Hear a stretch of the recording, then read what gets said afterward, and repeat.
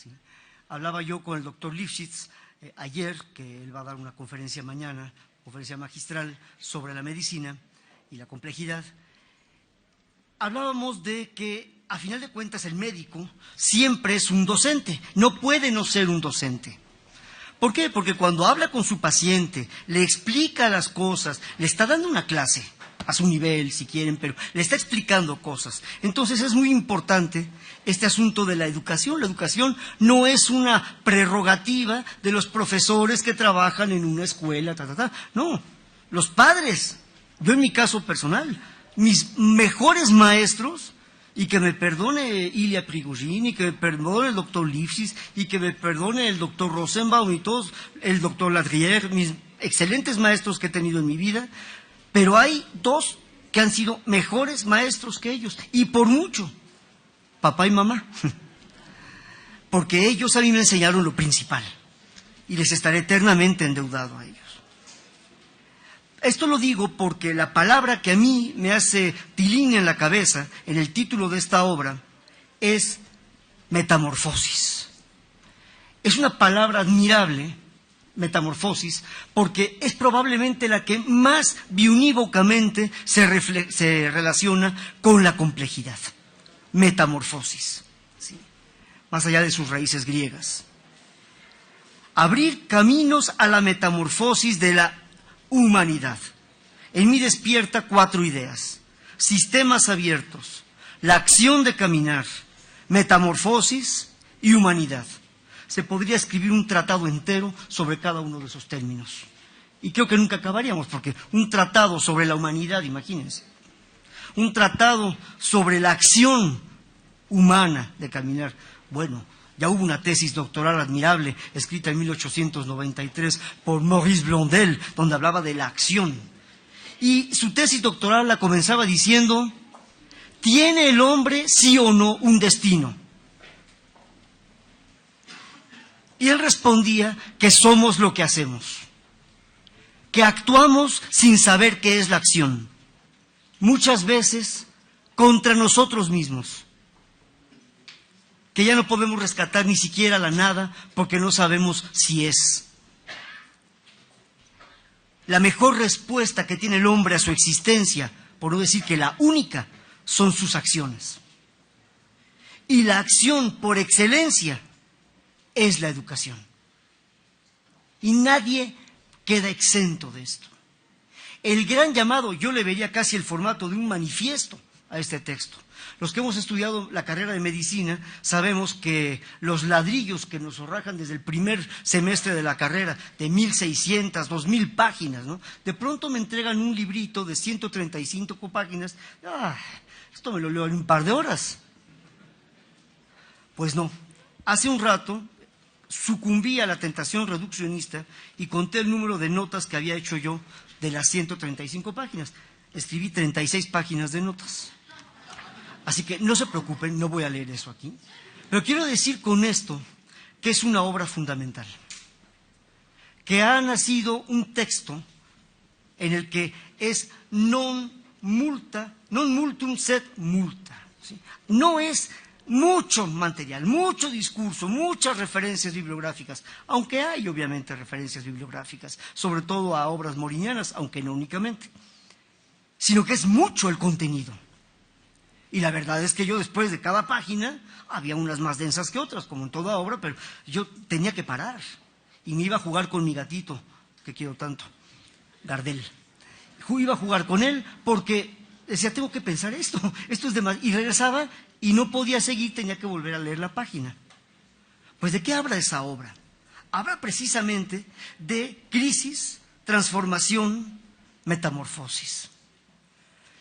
Creo que desde que se introdujo este evento, la conferencia de la doctora Agniatseva, el conversatorio que tuvimos, y yo lamento, voy a tener que seguir hablándoles de crisis. Hay crisis. ¿Quién puede estar contento con el mundo como está? Ni Trump está contento con el mundo como está. Nadie puede estar contento con el mundo como está. Eso sí, unos para un lado, otros para otro. Pero eso es un problema profundísimo, ¿sí? El problema al que nos han sometido, nos han vendido la idea de que no hay nada más importante que la economía.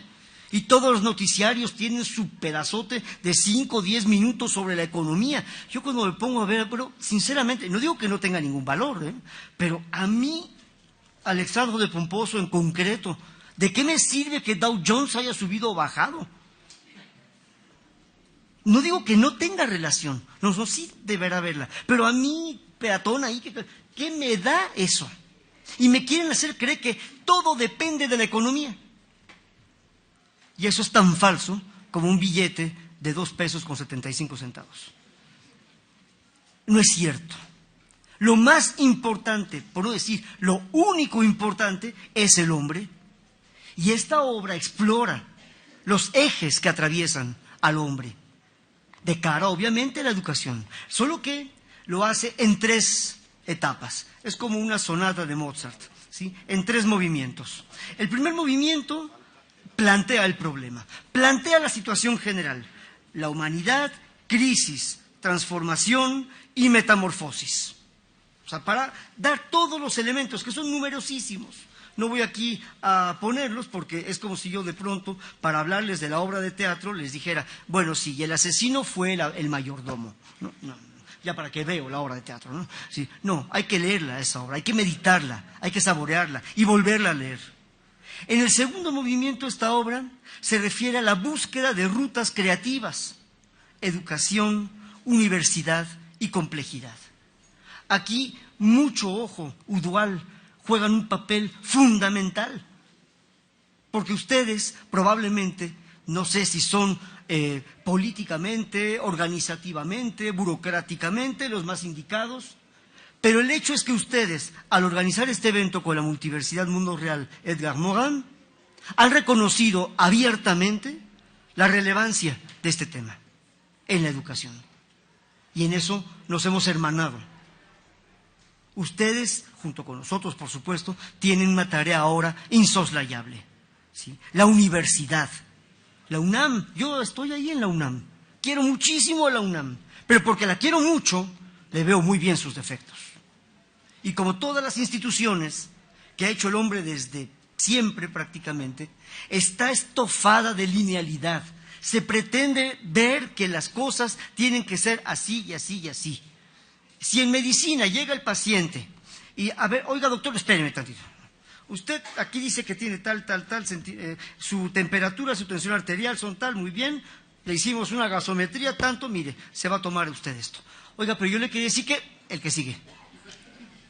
Sí, por favor, o sea, es más, llega a pasar que el paciente le dice, oiga, ¿sabe qué, doctor? Es que a mí me duele aquí. Espere, a ver, tranquilo. ¿Quién es el médico aquí, usted o yo? ¿Sí me entienden? Y esta idea de que el que ha hecho estudios, que aquí entre nos no hay ningún mérito en ello. Es una suerte inaudita la que nos tocó, que entre millones de personas nos tocara el llegar medianamente sanos, con las posibilidades económicas, etcétera, para hacer estudios. La mayoría de los seres humanos no tiene esa suerte. ¿Y que son unos bobos porque no estudiaron? No, seguramente hay muchos Mozart, hay muchos Einsteins en todo el mundo. Ahí entre los intocables de la India, no me refiero a los de Eliot Ness, sino los intocables, de esos que están hasta la casta más hundida allá en la India, ¿habrá genios ahí? Sí, seguramente sí habrá, pero ni sabemos que ahí están. ¿Tienen alguna relevancia en lo que piensen, sientan?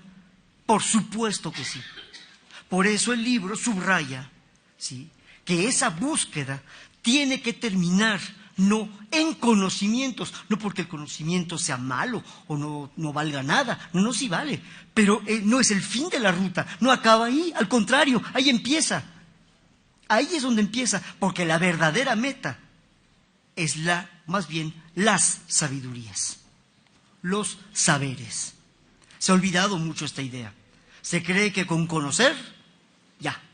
Y generalmente conocer es repetir muy bien lo que está en los libros. Estamos inundados de refritos, ¿sí? Este libro señala muy bien esos puntos, ¿sí? Buscar en el contexto de la humanidad. Es cierto, el contexto no es nada más, sí, como decía Ortega y Gasset, el hombre es él y su circunstancia, pero es algo más profundo que la circunstancia incluso. Es el contexto. Hace un momento hablábamos de la página, ¿verdad? El contexto texto, lo que va acompañando al texto.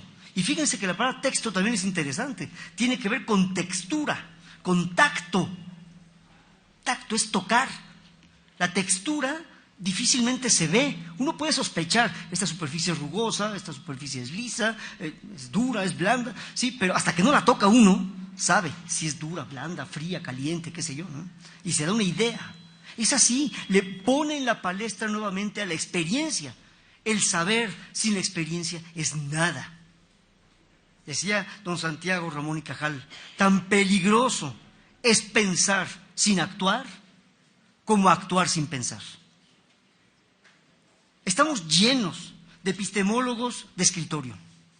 Estamos llenos de políticos que no tienen ni la más remota idea de lo que pasa por las existencias de sus conciudadanos. Tanto que se habla de la clase política, si lo que menos tienen los políticos es clase, sinceramente, ¿sí? Y a mí me escandaliza cuando hablan de eso en una supuesta república. Y como le digo frecuentemente de broma a mis estudiantes, la república viene del latín res publica, que no es una vaca prostituta, ¿no? La res publica es la cosa del pueblo, es a lo que se refiere, ¿sí? Estamos en una república. Y en ese sentido, por favor, nosotros todos somos relevantes, ¿sí? Avanzar hacia una reforma profunda de la enseñanza y del pensamiento. Cuando yo leí esto, inmediatamente me vino a la cabeza una obra de juventud de Baruch de Spinoza, que es la reforma del entendimiento, se llama esa obra. Claro, él la dirige de una manera muy cartesiana, en muchos sentidos, pero la idea, la reforma del pensamiento, no es el sinónimo de entendimiento, pero se acercan bastante, ¿sí? Es ahí donde está el quid, no en las infraestructuras, es que necesitamos computadoras, como si las computadoras garantizaran algo, no garantizan nada, excepto que consumen cantidades industriales de tiempo, de horas, ¿sí? Yo fui muy reacio a meter una computadora en mi casa, lo confieso, porque me daba la impresión de que mataba algo fundamental, la paciencia. Y no es posible hacer nada grande en el mundo, en la vida, sin paciencia. El amor es un asunto de paciencia. El saber es un asunto de paciencia. La acción también es un asunto de paciencia, incluso cuando se trata de acciones inmediatas. Generalmente esas acciones inmediatas ya vienen apoyadas, soportadas por muchos años de experiencias, vivencias, integraciones personales. La reforma profunda del pensamiento. No es pequeña la tarea, es la más ambiciosa de las tareas en este mundo. Cambiar el andamiaje de nuestro cerebro, ¿sí?, para ver las cosas de otra manera. Este libro, en el fondo, no dice nada estrictamente nuevo. Pues entonces, ¿para qué lo compro? No, sí, cómprenlo. Les voy a decir por qué. Porque la novedad no consiste en estar diciendo todo el tiempo cosas diferentes. Por eso hay tanta idiotez en el mundo. Descartes decía muy bien, no hay nada mejor distribuido entre los hombres que la razón. Todos creen tener suficiente. Es cierto, es muy cierto, ¿sí? No se refiere a eso. Se refiere fundamentalmente a que hay que modificar las cosas para ver lo mismo de otra manera. Entonces, la novedad, que es enorme, en la palabra enorme también significa fuera de la norma, ¿sí?, enorme, es que dice lo que todo el mundo dice, hasta en los chismes, pero de otra manera. Y lo dice de una manera tal que uno no puede no suscribir, uno no puede no estar de acuerdo. Entonces, eso sí, lo advierto. Achtung, Achtung, ¿sí? Atención, para leer este libro hay que estar dispuesto a reconocer lo que uno cree que ya sabe y que ya está bien claro de una vez por todas. No hay nada que esté claro de una vez por todas. Tampoco significa esto un relativismo sistemático en el que, pues entonces todo el tiempo tenemos que inventar. No, por eso se llama reinventar, ¿sí? Es decir, volver a inventar. Ya se inventó, pero hay que volver a verlo de otra manera. Porque nuestro mundo, como se dijo hace unos minutos, ha dado amplias pruebas de que ya no da para más el modelito lineal con el que venimos trabajando. Y esto en todos los ámbitos, en todos, en la práctica de la medicina, en el arte. Cuando uno ve lo que llaman arte muchas veces, dices, a ver, perdón, o sea, yo entiendo, eso sí, que muchas veces lo que me desagrada del arte moderno es que yo no lo comprendo y hago una pequeña histeria conversiva y le echo culpa al artista. Ah, es que el artista es malo. No, Alex, sé consciente. Y lo que ocurre es que tú no lo entiendes. Y como primero estás dispuesto a echar la culpa al artista, antes que reconocer que tú no entiendes, tu odio a tu falta de entendimiento lo viertes sobre el autor. ¿Sí? Entonces, eso se llama histeria conversiva. Entonces, no, yo francamente pienso que aquí la cuestión es ser muy honesto. Verdaderamente un amante del hombre, lo que decía hace unos minutos. Ser amante del hombre, sea como sea. Oye, pues si voy a amar al hombre, siempre y cuando se parezca a mí, pues es una farsa ególatra que trata justamente de perpetuar una y otra vez el mismo modelito de imponer una norma a todo mundo. No, se trata de realmente abrir. Yo diría de despellejarse, ¿sí? Eso es a lo que se refiere la reforma del pensamiento. Lo estoy diciendo con mis palabras. Aquí el autor, igual ahora me convierte en confeti todo lo que estoy diciendo, y con toda razón. Pero eso es lo que yo entendí. Yo no soy pedagogo, no soy psicólogo, pero lo que yo he estudiado en mi vida lo he hecho con una profunda pasión. Y ese fue posiblemente para mí el clímax de esta obra, cuando encontré ciertamente que tenía que haber pasión. La razón y la pasión no son opuestos. La idea de que la razón tiene que ser fría, llegar así, ¿no? Pomposamente hablando de las cosas. Esto es así. ¿Ya anotó usted lo que yo dije, no? Pues anótelo. ¿Sí? Es la pasión. Yo hablaba con el ingeniero Reinaga, en paz descanse, y le decía, mire, después de pensarlo mucho, de experiencias, muchas metidas de pata de mi parte, yo estoy convencido de que la educación, la verdadera educación, y obviamente en ello va la docencia, es un acto de contagio. ¿Sí? Se dice que no es bueno llevar a los niños a los hospitales porque ahí hay bichos de todo tipo y se pueden contaminar y contagiar de enfermedades. Muy bien. Entonces, ¿qué pasa cuando mandamos los niños a la escuela? Es para que se contagien de una pasión. ¿Sí? Pero lo ideal sería que se empezaran a contagiar desde casa. Sería lo ideal. Ese es posiblemente uno de los puntos que me extrañó no encontrar en el libro. A mí me hubiera gustado ver eso, porque yo estoy convencido de que tiene que ser ahí. La explicación que me doy es la siguiente. Digo, bueno, tenemos que empezar en algún nivel, en algún momento. El lugar donde tenemos que empezar, evidentemente, es en las escuelas, en las universidades. Es más, sugieren una idea muy interesante los autores en este libro, que comparto. ¿Sí? De inicio, tiene que partir el impulso por esta reforma del pensamiento de la universidad, para que escurra a todo el sistema, por supuesto.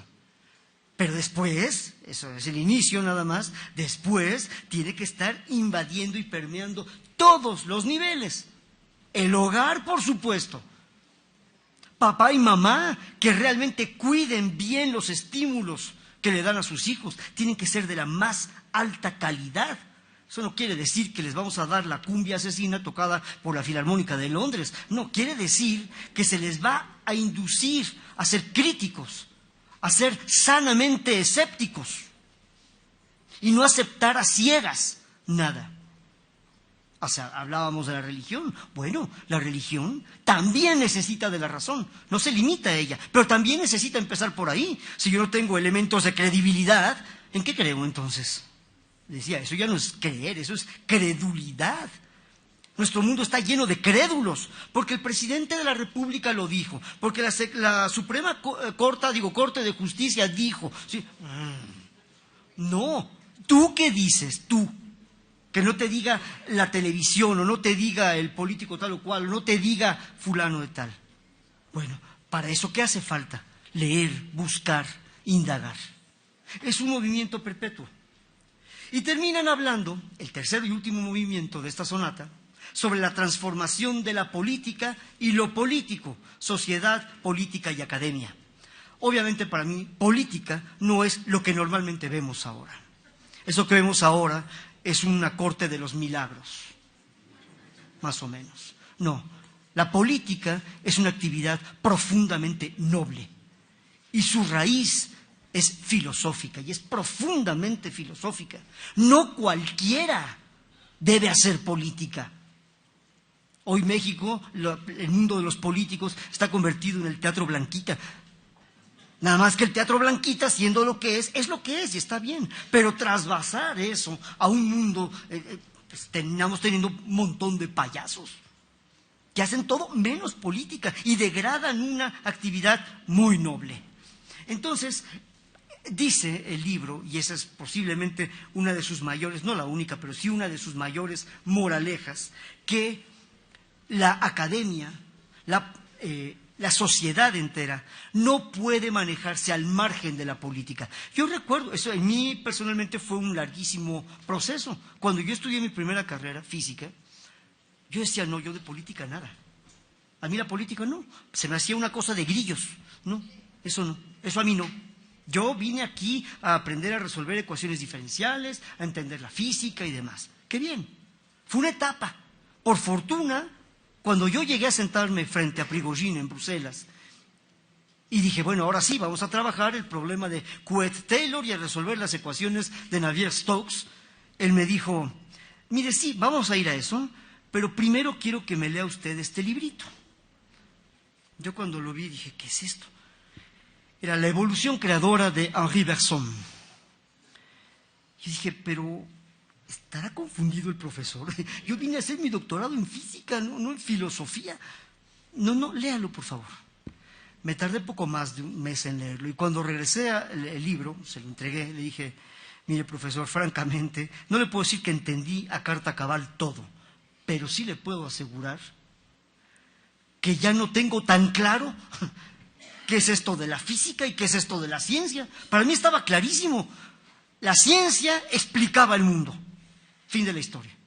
Después de leer aquello, dije, no, pues quién sabe si lo explica. Más bien lo que estoy diciendo es lo que yo quisiera que fuera la realidad. Y eso en un joven doctorando implica una crisis profundísima. Entonces yo llegué así esperanzado de comprensión y de bálsamo.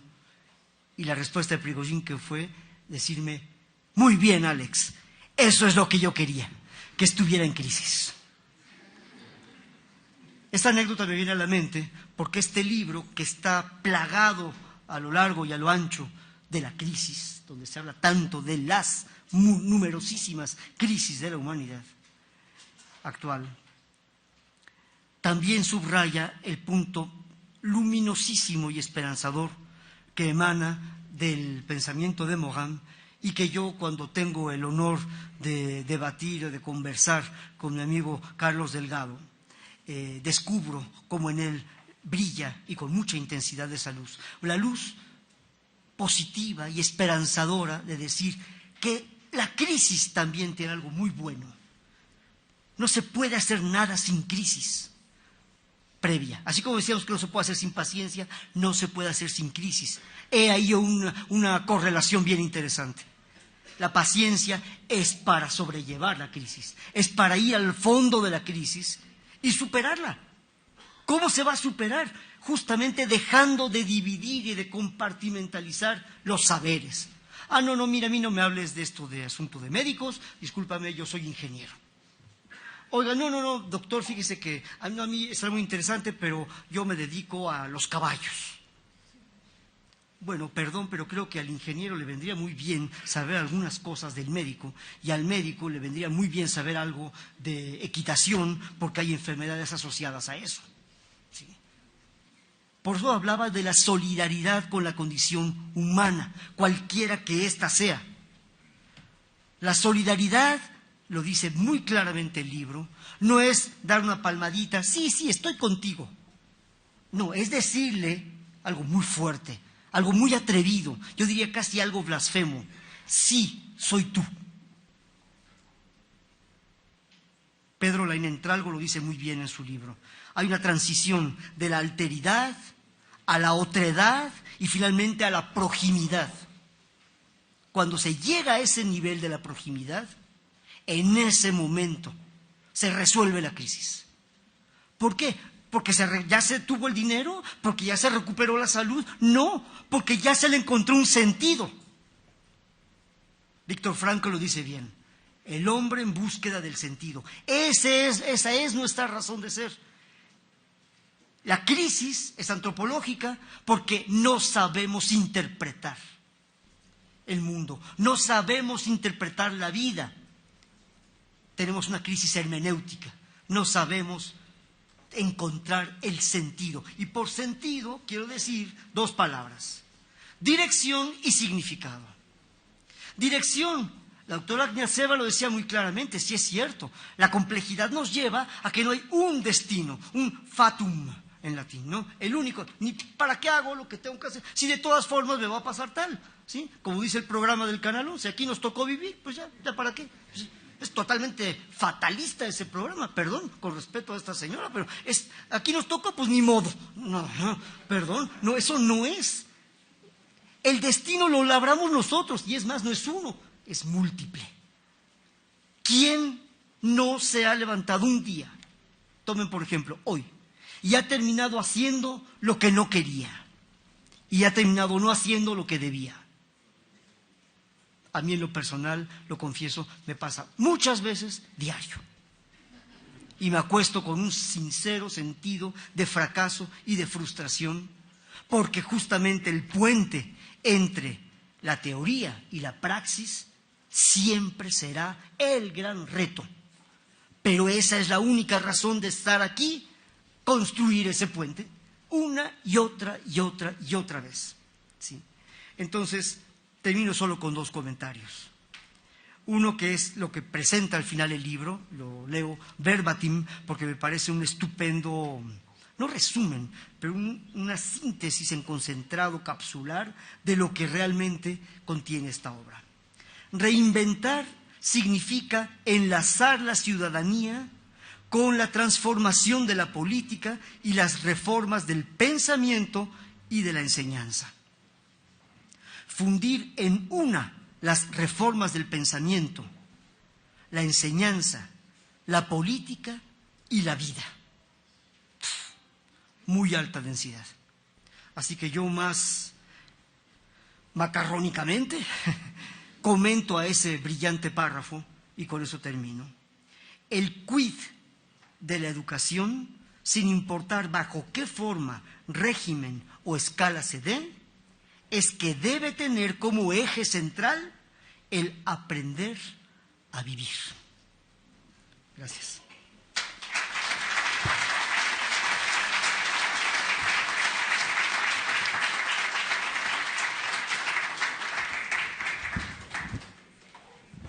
Yo creo que mejor hablo desde aquí. Gracias, Alex, por la presentación y por la crítica. Porque si no hay crítica en cualquier obra, está frustrado el empeño de esa obra. Un libro se escribe pensando en lectores y pensando precisamente en que se realice una lectura crítica. El título de esta obra es, por una parte, una provocación. La provocación está en el reinventar. Y es un llamado a la reflexión sobre el cambio, que está en otras obras de Edgar Morin, en particular en La Vía, y por eso la palabra metamorfosis. Esta obra tiene un propósito que ha sido muy bien resumido en ese párrafo que acaba de leer el doctor Pomposo, porque pensamos a veces que la educación es algo dado y natural. No, es un invento. Y como invento humano puede ser cambiado. Y el cambio consiste en que hay que hacer el invento de nuevo. La palabra reforma aquí no se puede confundir con las pequeñas reformas, las pequeñas modificaciones, que puede ser un cambio de mobiliario o un cambio de programa de estudio. Estamos hablando de otra cosa. Estamos hablando de que necesitamos fomentar un tipo de cambio en la humanidad contemporánea. El fundamento está en la vía.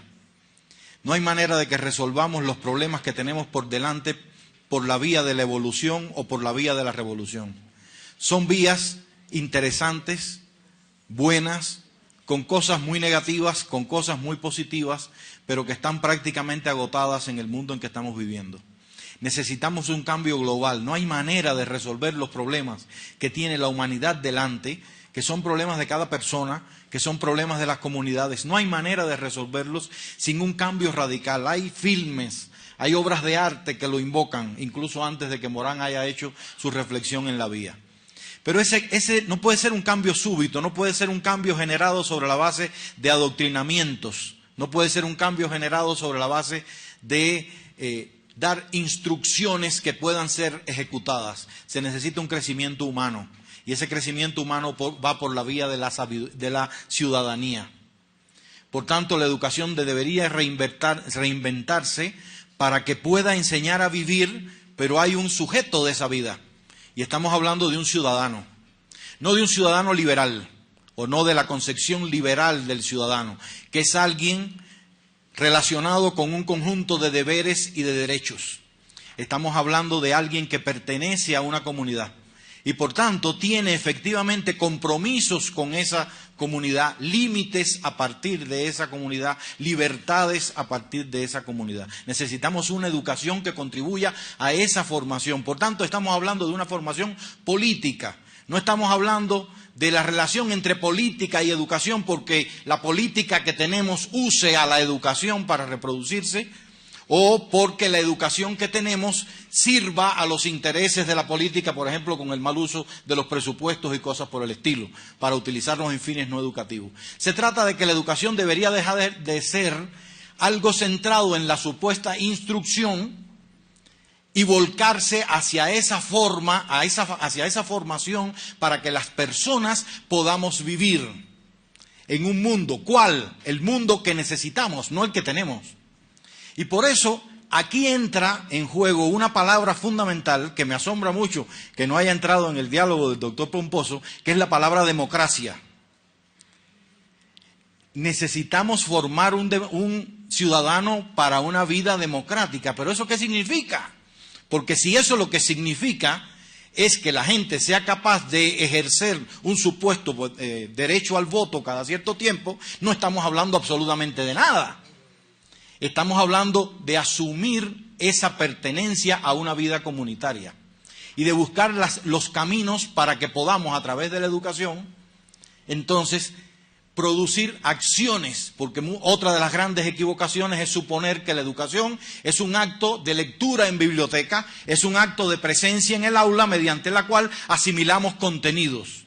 La educación es siempre acción y donde no está la acción que estamos proponiendo, está la acción que tenemos hoy que mayoritariamente contra la voluntad de la inmensa mayoría de los maestros, contra la voluntad de la inmensa mayoría de las familias, termina reproduciendo un tipo humano que no queremos. Y una persona que no es capaz de vivir en la sociedad donde necesita vivir, sino una persona que puede adaptarse a vivir en una sociedad que no le permite vivir. Y ese es un problema fundamental que tiene la educación. No estoy hablando de ideologías, no estoy hablando de políticas concretas, no estoy hablando de países en específico, porque es un problema global.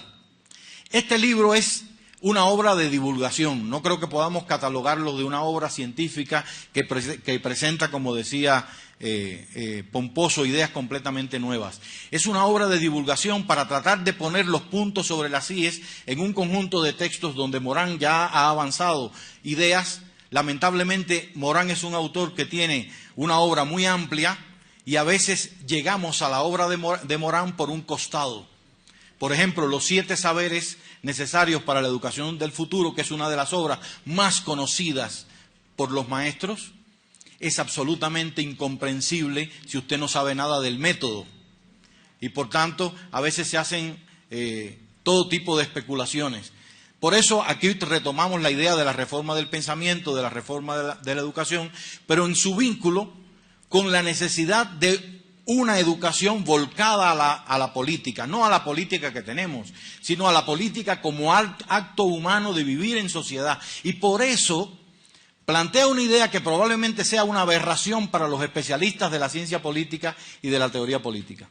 Y es que tenemos que comenzar a entender el concepto de política no como un concepto de un área específica del conocimiento de las ciencias sociales, sino como un concepto cultural muy profundo.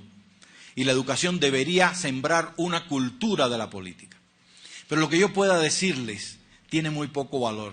Yo preferiría, si estamos listos, que escucháramos lo que ayer me dijo el profesor Morán a propósito de la presentación de hoy y que él quiere transmitirles a ustedes a propósito de este libro. Muchas gracias.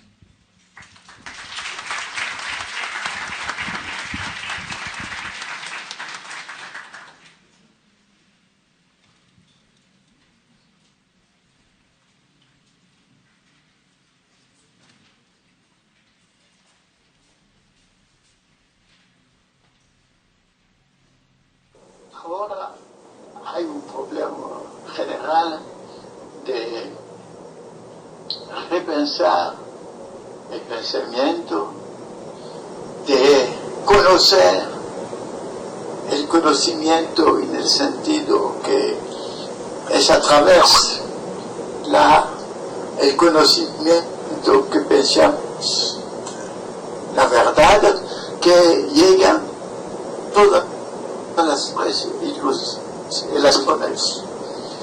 De este modo hay también que repensar la política de todo esto en el campo de la reeducación, es decir, que debemos repartir a los raíces, no de tratar al nivel superficial de hechos, para entender dónde vienen los procesos que hoy día conducen los hombres, las mujeres, la planeta. Entonces, hoy día hay un vacío político. Hay un vacío porque las experiencias llamadas comunistas han fracasado de los dirigentes el triunfo del mercado, del capitalismo, cosa curiosa. La socialdemocracia ahora se vació totalmente al capitalismo que come pedazos a pedazos los adquisitos de años, tantos años, casi un siglo de conquistas sociales de los trabajadores. Y la política hoy día se reduce a la economía, a la idea de crecida, del Producto Nacional Bruto, de las estadísticas, es la dominación del cálculo.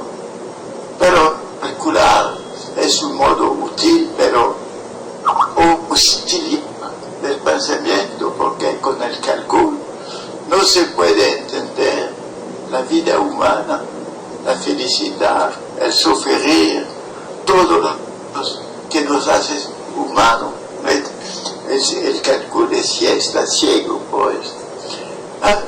Entonces hay que un pensamiento, y por esta razón que nosotros necesitamos un libro reeducativo de tratar estos problemas. Hay una reconstrucción del pensamiento político. Y yo, en otro libro, como el libro La Vía, o El Camino de la Esperanza, pienso que hay posibilidad de dar otra vía, una nueva vía que la vía que seguimos, que no hay una fatalidad que nos conduce a subir el proceso actual. Entonces, debemos entender también la democracia, porque cuando hay dictadura, cuando no hay libertad, cuando no hay democracia, hay una llamada democracia.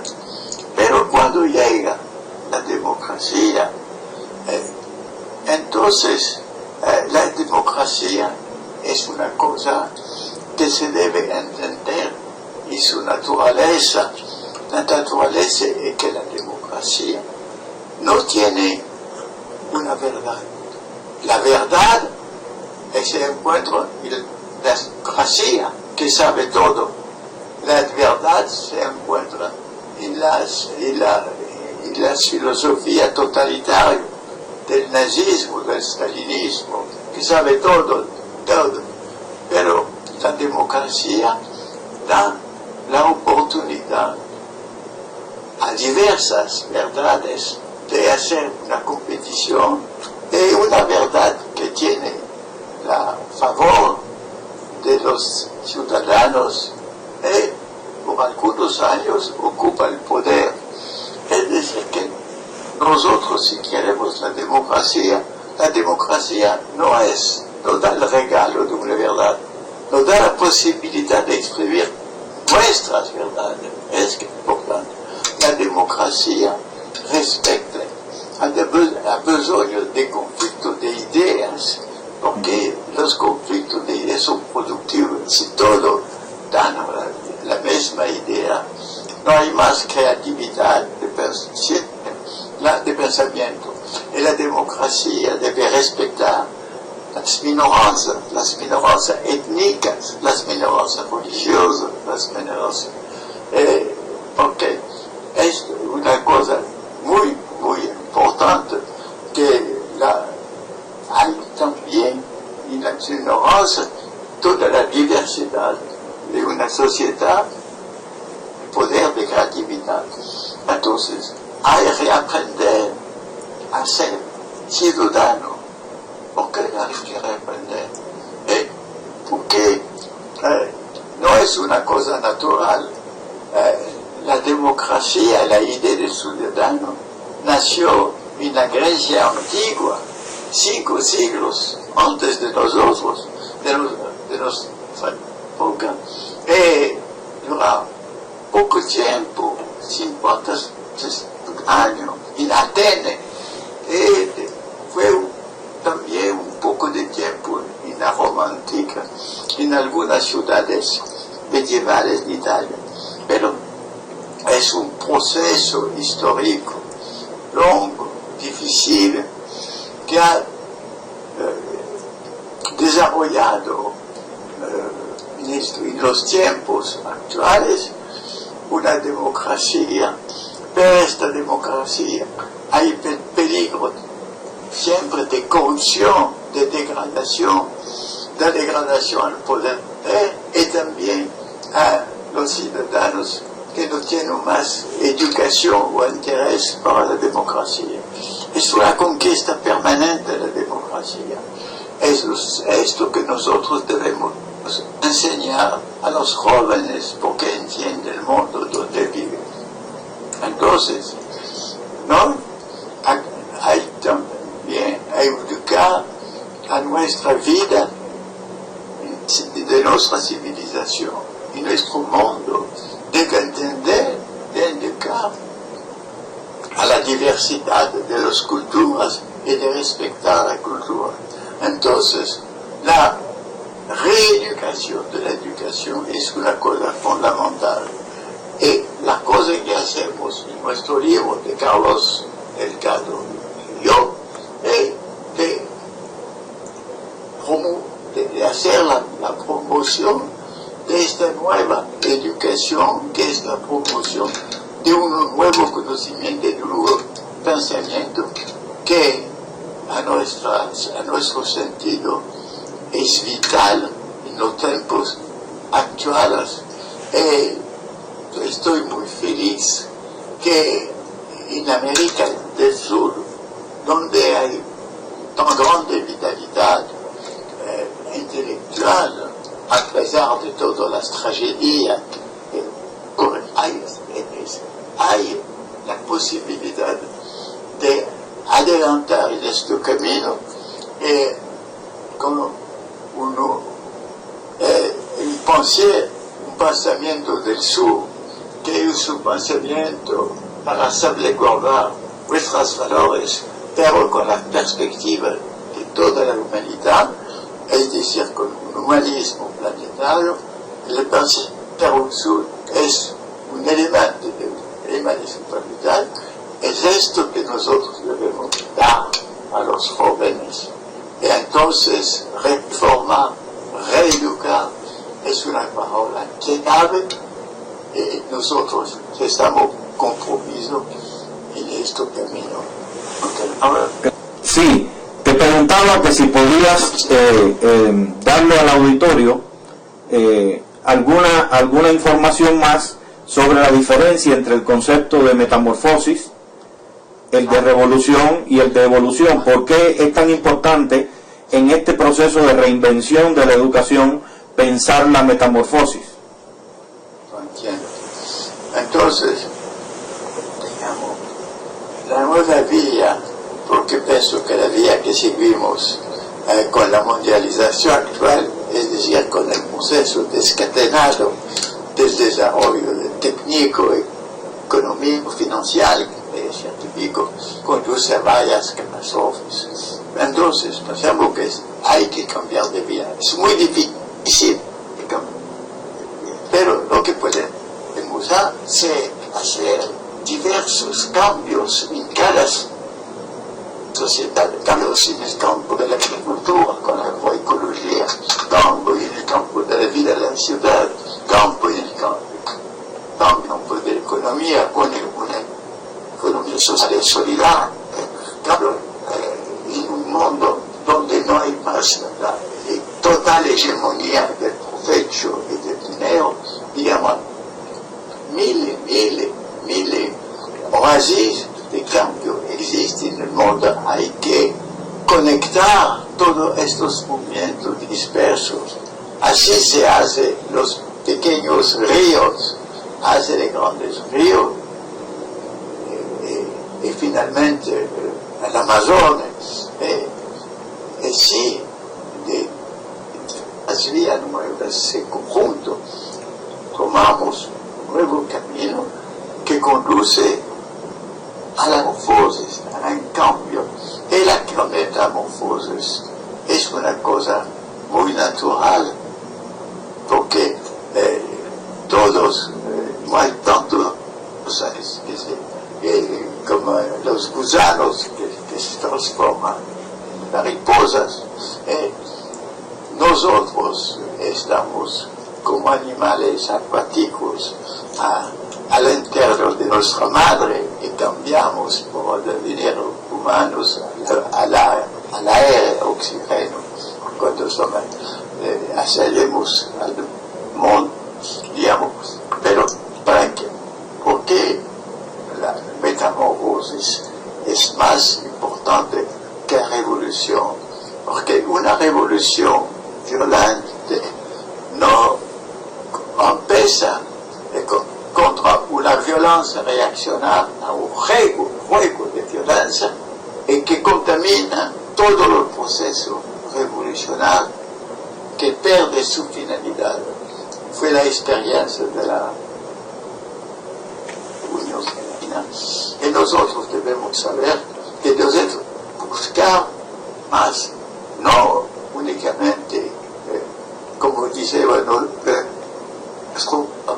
internacional del pasado, hacemos tabula rasa, no, tenemos todos los elementos culturales del pasado, integrar todo el humanismo del pasado, integrarlo, todas las cualidades culturales del pasado, integrar.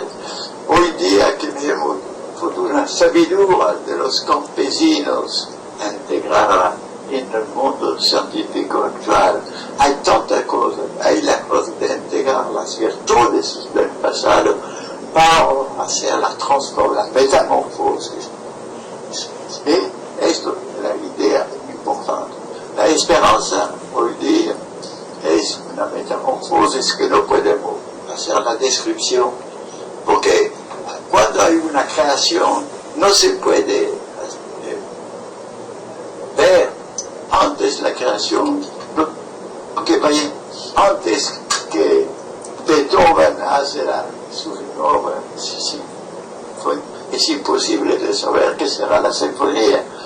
4 años después que Rembrandt hace su pintura, es imposible. Entonces, el proceso creativo, que es un proceso que en la especie humana es un proceso que puede crear las mejores de las cosas, pero en lucha permanente contra un proceso destructivo. Ese es el proceso creativo que va a poder hacer la metamorfosis. Esta metamorfosis no es una certidumbre, no es segura, es una esperanza, pero es una posibilidad. Y si nosotros lo sabemos, si reencarnamos, si trovamos de nuevo la esperanza, porque si no tenemos esperanza no podemos hacer más nada. Pero yo lo digo en verdad, hay camino para la esperanza. ¿Verdad? Muchas gracias, Edgar.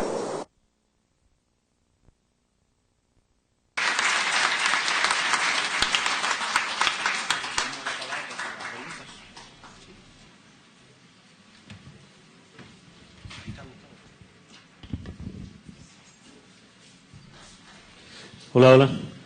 Son la 1:33. Doctor, si tienes alguna idea o cedemos una oportunidad. Alguien del público.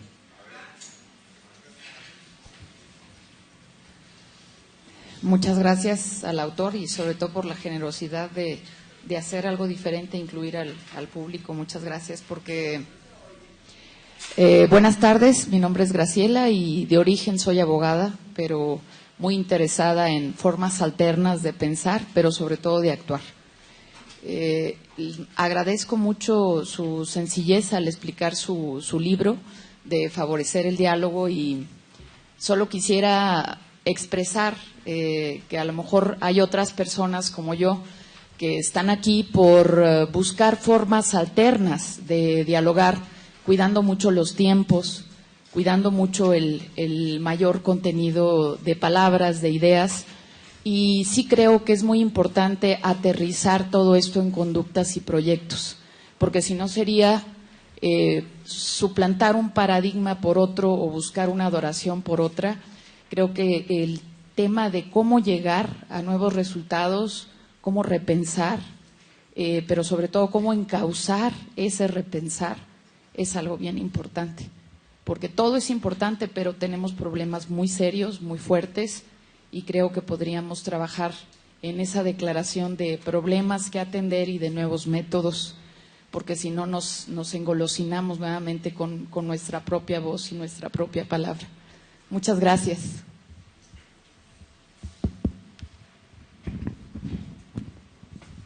Sí, yo nada más quisiera hacer un pequeño comentario acerca de esto de la metamorfosis, de voltear hacia el sur, de politizar el pensamiento. Creo que hay un antecedente en América Latina importante que podría ser retomado ahora. Paulo Freire, la pedagogía del oprimido, la educación como práctica de la libertad y el método de la reflexión crítica y el diálogo. Eso es todo. Gracias.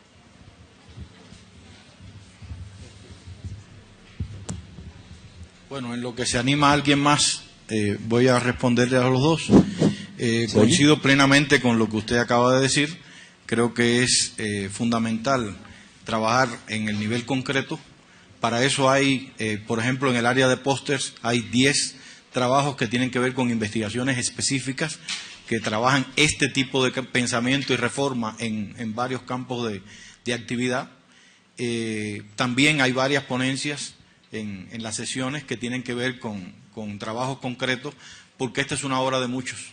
Es imposible. Hoy estamos sentando algunas bases generales de consideración y ya vieron ustedes que hubo reacciones interesantes en la anterior, porque a veces resulta chocante para quienes tenemos un pensamiento científico y no profesamos una religión, oír hablar de religión, oír hablar de espiritualidad. Incluso hay mucho debate, por ejemplo, entre Morán y Nicolescu. No hay manera de que Nicolescu se refiera a Morán sin hacerle la crítica de que le faltan muchos de los elementos que él quisiera haber reflejado en su concepción de la espiritualidad, y cuando Morán habla de Nicolescu nos dice que exactamente lo contrario, Nicolescu va demasiado a unos campos donde no le gustaría entrar. O sea, hay un debate ahí de conciencia y de profundidad, ¿no?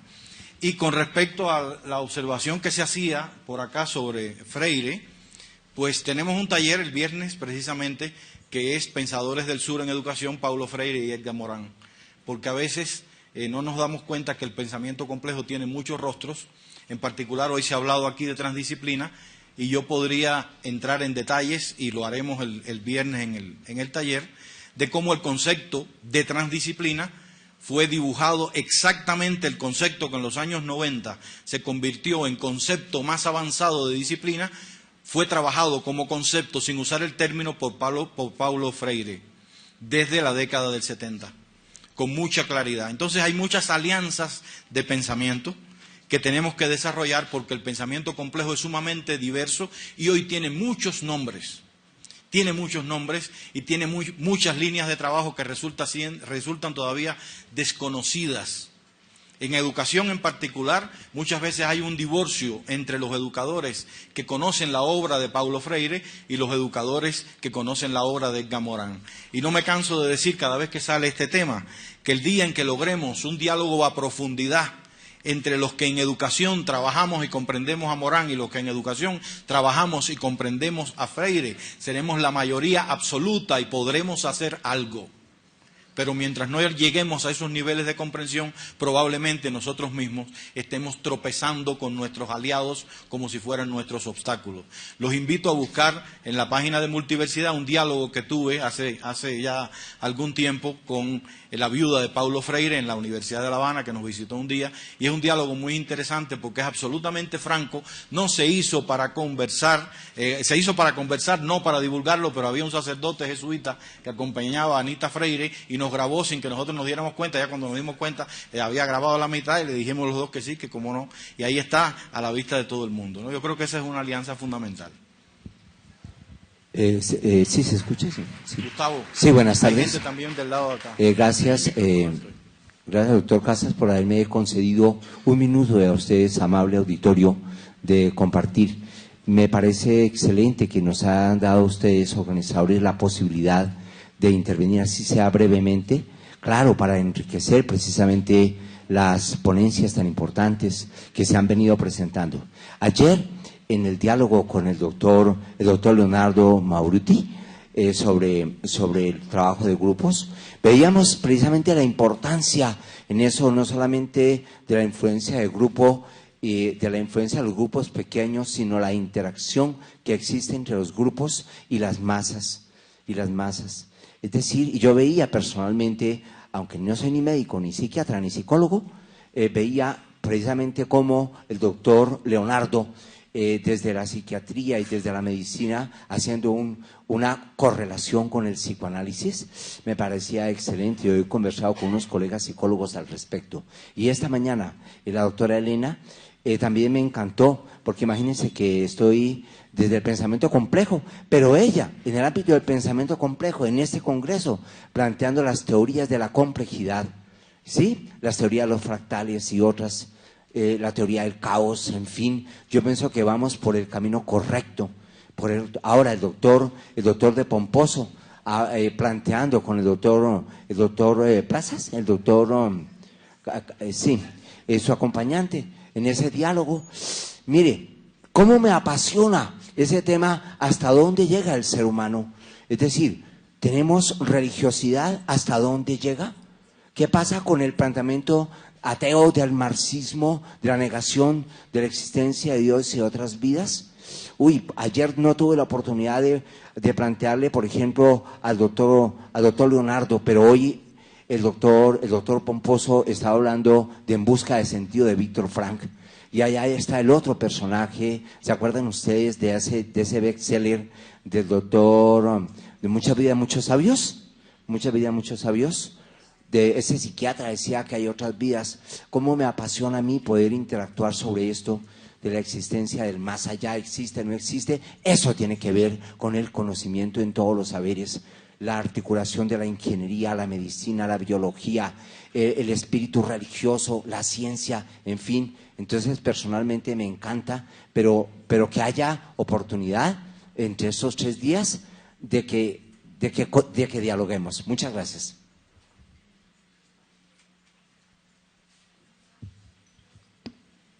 Decía el doctor Delgado que había una pregunta por allí. Hay personas por acá también, porque si no se ve nada más el otro lado, ¿no? Yo les pido una disculpa. Sabemos el tema de los tiempos. Me toca ser quien juegue el papel del tirano. Lo siento mucho.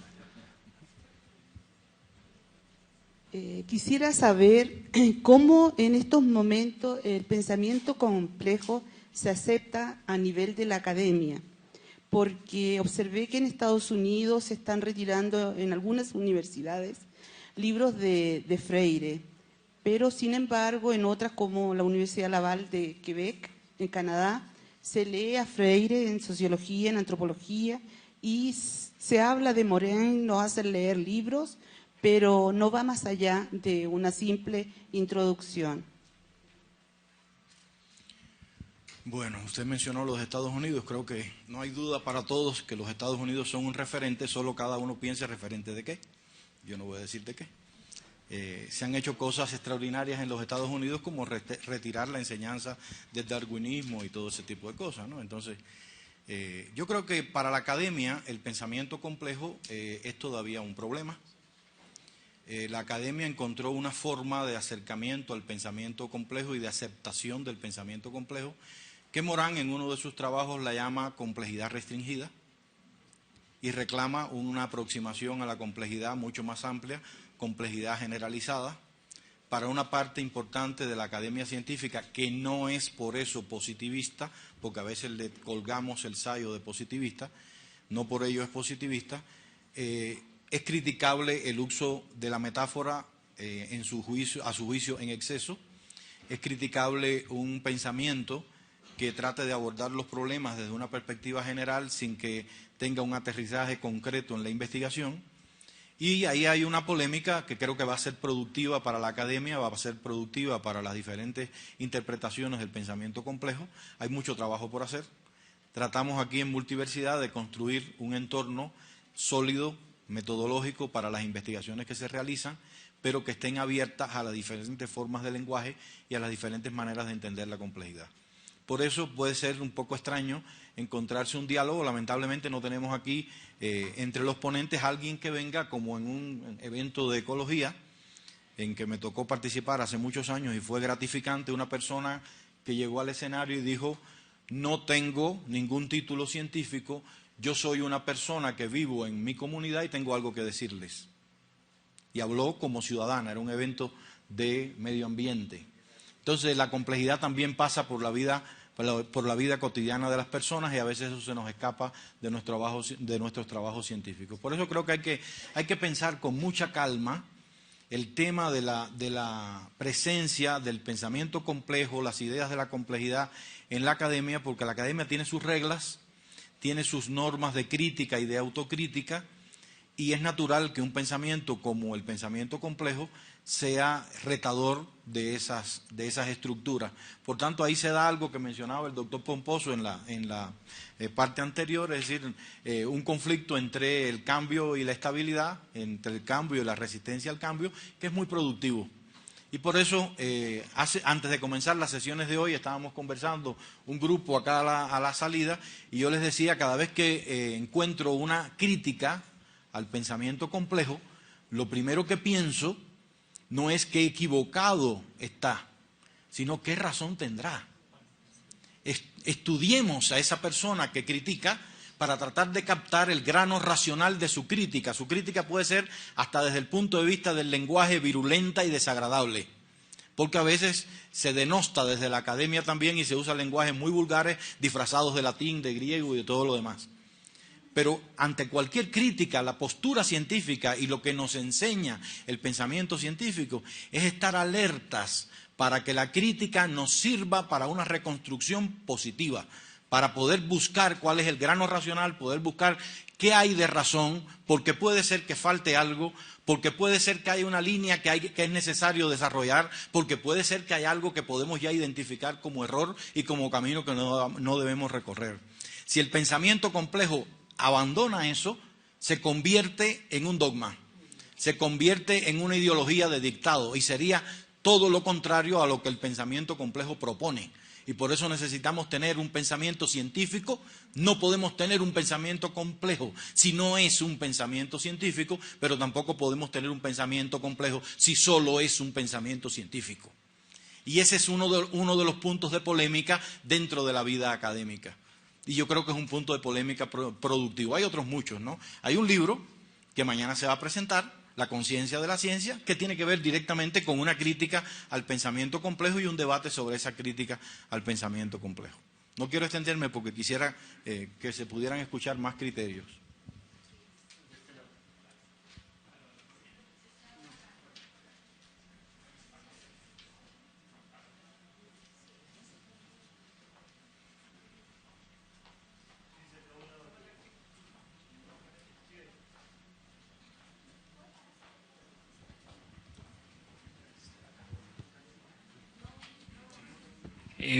Buenas tardes para todos.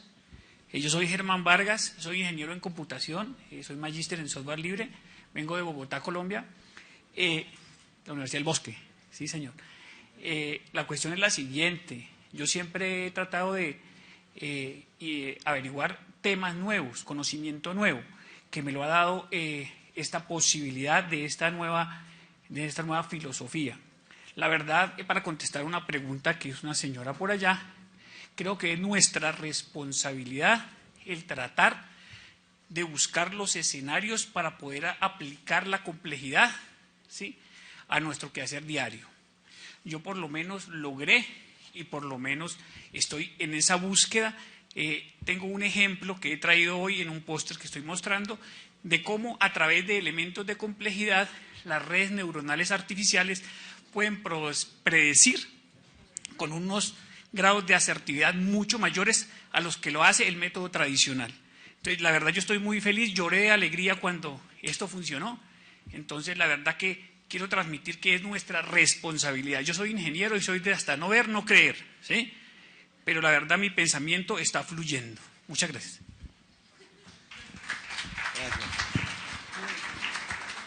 Gracias.